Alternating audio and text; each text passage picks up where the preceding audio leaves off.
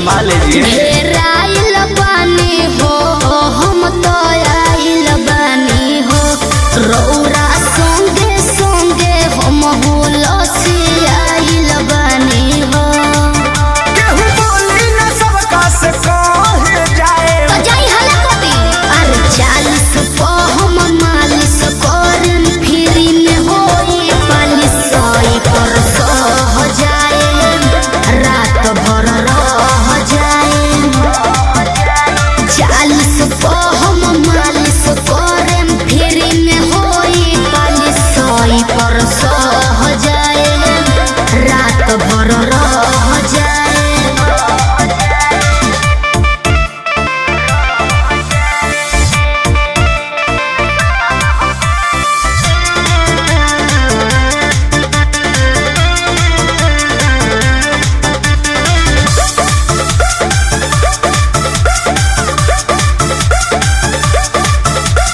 Market में तो हारे तारा चाहबा मेंटन में बोलो कितना खर्चा बा। अरे बहुत बा कृष्णा पे दरदी पर मुदरवा मातल बानी जी देहिया छूके देखी रंजित बड़ी तातल बानी जी।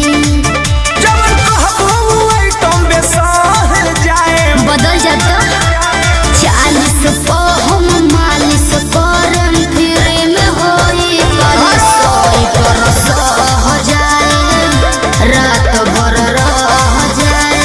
काहे और 40 पे हम मालिश करन फ्री में होई 45 पर सह जाए रात भर रह जाए। बाड़ू पसन यही रान के कारेट पावे समान के होई छन पसन खान बह जाए। अच्छा अरे 40 पे हम मालिश करन फ्री में होई 45 पर सह जाए रात भर रह जाए।